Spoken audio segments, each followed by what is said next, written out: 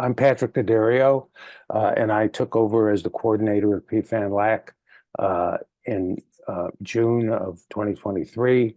I've been associated with PFAN since its inception back in 2004, 2005, when we went and tried to convince the expert group on technology transfer, the UNFCCC, that private investment would be critical to meeting climate goals. And I've been involved on and off ever since as the first regional coordinator for LAC, as a senior advisor, as an evaluator, and as a coach.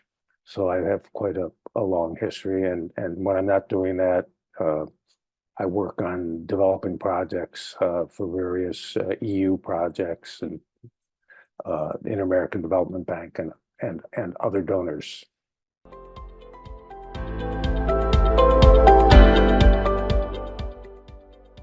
I think the most important thing that happened during the REAP UNIDO hosting period is that PFAN, LAC, and REAP reached a very happy modus vivendi, where there was an understanding of what we were trying to achieve, and the ability of REAP to develop and continue improving on the Climate Invest platform allowed us to evaluate a lot more projects more efficiently and more completely than we would have ever had been able to do without the platform. So I would say that it's the relationship with REAP and Climate Invest.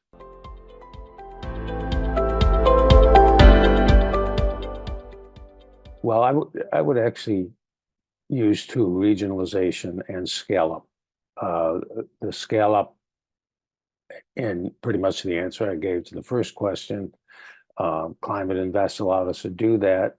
And the regionalization simply was that there were a number of issues where the understandable initial position of PFAN was that PFAN LAC should do what everybody else was doing. That is the other regions, and the reality of the LAC region is such that just didn't make any sense. I mean, the most obvious difference being that region probably has access to electricity in excess of 95%, which is probably double any other region that we deal with, and a bigger multiplier. So we really, and there are other characteristics, but we actually were able to adapt PFAN standard procedures to address the particular reality of the Latin American and Caribbean region.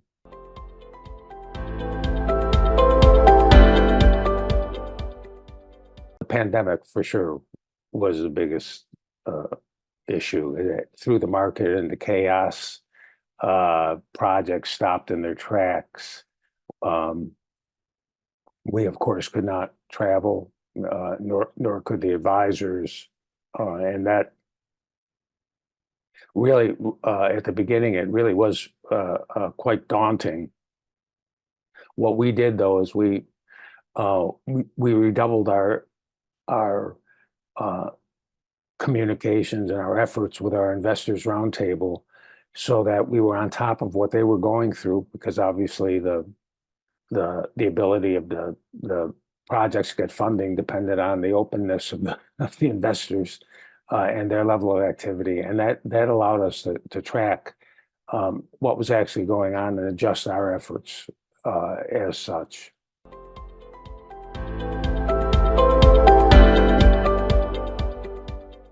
There have been one of the more notable ones, and this is particularly true of the Caribbean, is that the electric utilities simply are not hospitable to private solar.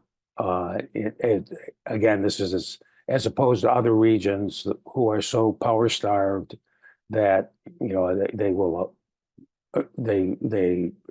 enthusiastically encourage large power development, obviously, under a set of bid conditions, but nonetheless, there's such a thirst for electricity. Whereas uh, in in the Caribbean in particular, but in both the Caribbean and Central America, which are our principal focuses, the the future of solar is this behind the meter, or what's sometimes called commercial and industrial, where the facility owners themselves are making the investment to improve reliability and cut costs.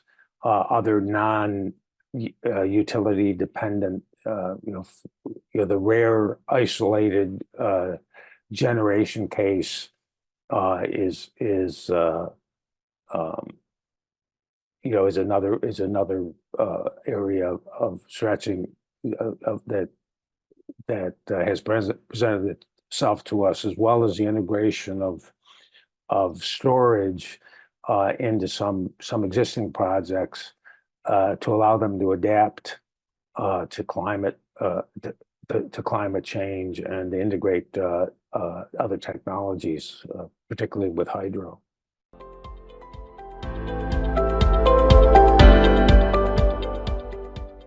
Well, I've already mentioned our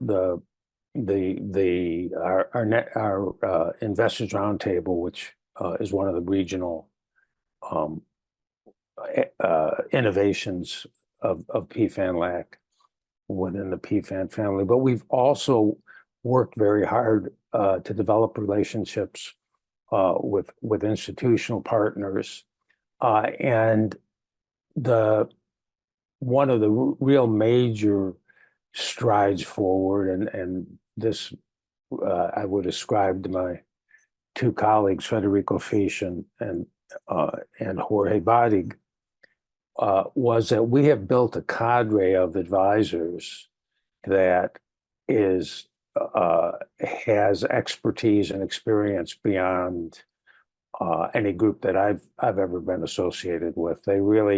They number among them people who have developed equity funds and operated them, have developed their own projects and operated them, people who have had firsthand experience in the multilateral development banks and multilateral development banks and the bilaterals, people um, uh, who have worked on regional projects for various donors. It really is an incredibly talented group. And I can't, when I say network of advisors, I think it's very important to emphasize PFAN LAC is a network. That's what PFAN LAC is. We're fortunate enough to have an incredibly capable partner in REAP, without which we could not do our job. And also now with ESA, our new host, whom I'll talk about a little later, who are very attuned and capable in the areas in which we operate. But at the end of the day, it's the advisors, and they operate like a network. They talk to each other. They talk to each other about projects. They talk to each other about approaches. I mean, obviously there's some rivalry, but not a lot. And it really is the key to making PFAN LAC go, and it's one of the reasons that our conversion rate in projects, getting projects to finance is a little bit higher than PFAN's, because the people we have working on the projects really understand what it takes to get projects financed. They're experts.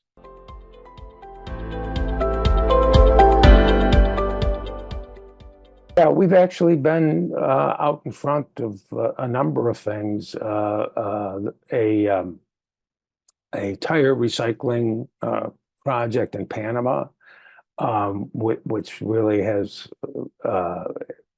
grown enormously, and taking large volumes of tires, unused, and recycled the materials into road construction materials. We've had another adaptation project in Mexico, sargassum, that's converting sargassum to oil and energy. which is clearly going to be is a very interesting one because it's got environmental impacts as well as it really in a way is a carbon fixation uh, program as well as being a waste energy program. And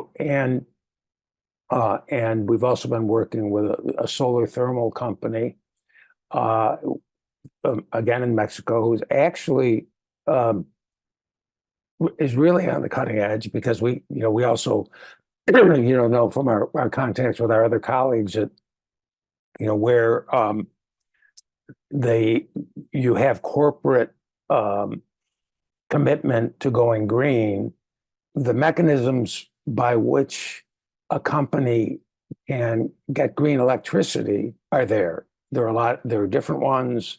I'm not saying some of them aren't controversial, but you actually can get green electricity. That is much more difficult if you're in a business using process heat. And so this company, which uses solar thermal, has had a big impact on allowing companies to make the conversion from boilers, whether they're gas or coal or wood or whatever, to solar water heating.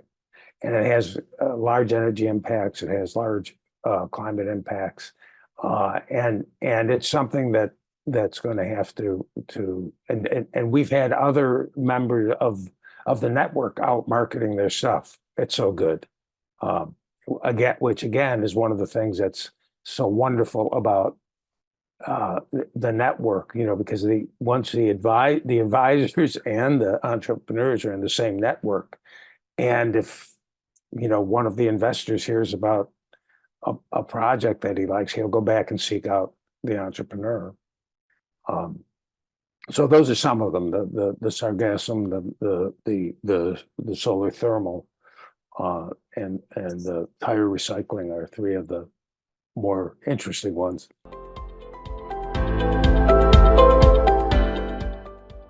The three that I just cited are all adaptation projects in one way or the other. The sargassum is blooming because of higher water temperatures and needs to be dealt with, both as to avoid its being a nuisance and to use it as a resource. The fundamentals of the tire business, of course, depends on your ability to collect the tires and get cooperation. But that the environmental impacts, we all see tire yards all over, wherever we are in the world, and the environmental impact of getting rid of those is quite significant. And the solar thermal likewise is offsetting dirtier energy, every place that it is, and making sure that particularly in countries in our region which have primarily hydro-based electricity generation, there if it's necessary to expand the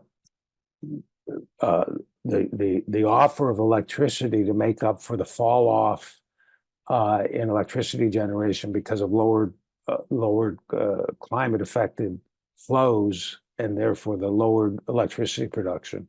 So that also is an adaptation technology.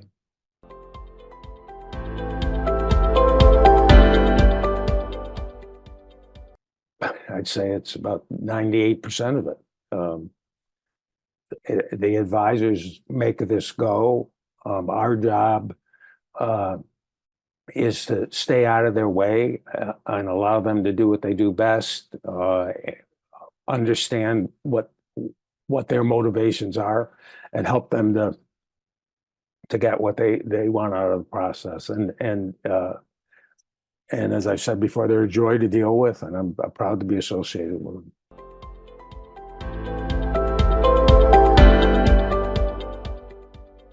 We were quite proud of the fact that we were able to bring 10 projects to investment during the period.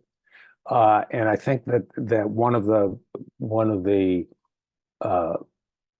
personally gratifying aspects of that was that some of those projects we had actually found in the process of putting together a regional clean energy finance forum back in 2013. And these projects were prepared, but the market wasn't prepared for them. And then in 20 and 21, 3 of them found financing. So it really was a kind of a reinforcement that we were out there. We had history in the region, that we had made good selections because these projects, did get funded. They were viable, and it was a significant number of projects. And I think it's important for anybody who may listen to this, who says 10. A normal equity fund, $100 million, $150 million equity fund, be very happy to have 10 projects, and would be a big success. And I think in that context, PFAN LAC has proven itself over the last 5 years.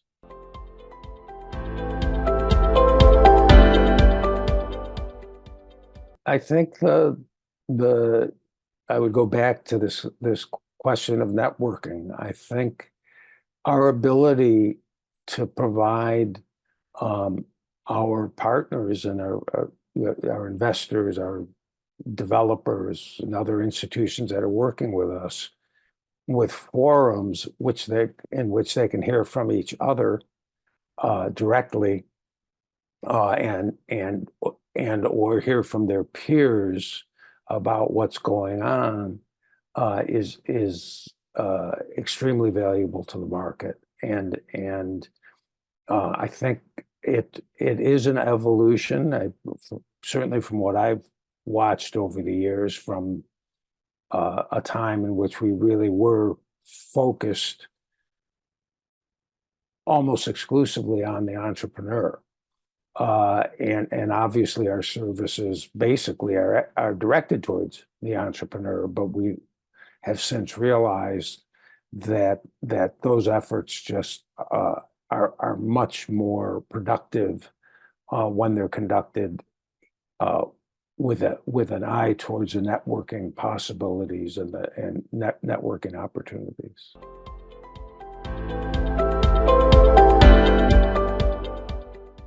I think the next step has to be to further educate the donors about the necessity not only to do our kind of work, but to think about the capital resource needs of these projects. In particular, there is almost no availability of project or finance or instruments that are project finance like for projects under $10 million. And a lot of these behind the meter projects, the commercial industrial projects that I had mentioned earlier, are well below $10 million.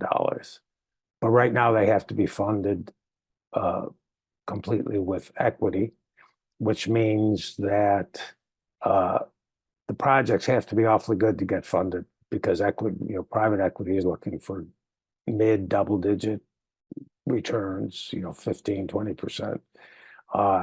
Whereas if it could be leveraged with some decent debt, the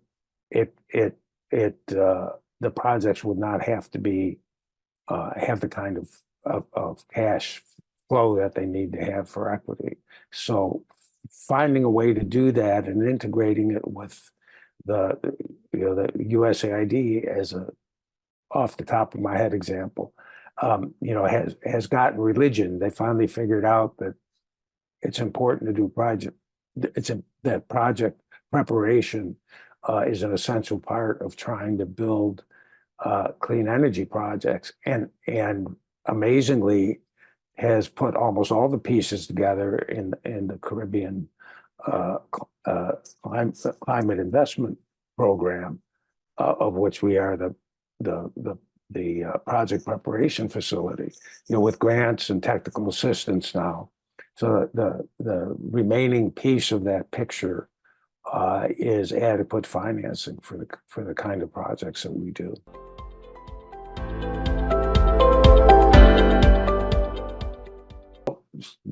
We've talked about it a little bit already. This is the recognition that we needed to not pay so much attention to utility-driven or utility-supported renewables, that we had to go into the commercial industrial, and I don't want to give short shrift to the tourism market, because the tourism market is commercial and industrial and generates positive cash flow mostly, although they had their own problems in the pandemic. So this is obviously a recovery situation too. And they get paid in hard currency. So it means that if the lender or the investor is doing it in dollars or euros, that they can pay them back. They're not subject to the vagaries of international exchange rates. So that's very important. And we really believe that there will be a resurgence of these upgrading of these hydro plants to be able to generate their licensed quantity of electricity by integrating solar, for instance, where they've had reduced flows. We think that is likely to bloom as a market. And as I say, and then a distant third is isolated power generation. But those are what we saw.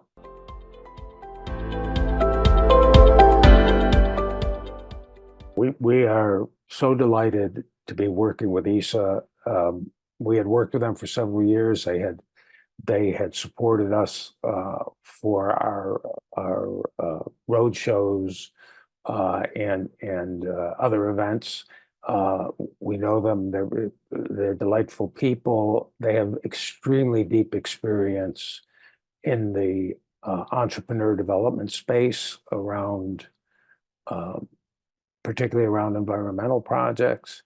And we expect them to be an enormous help in our work going forward.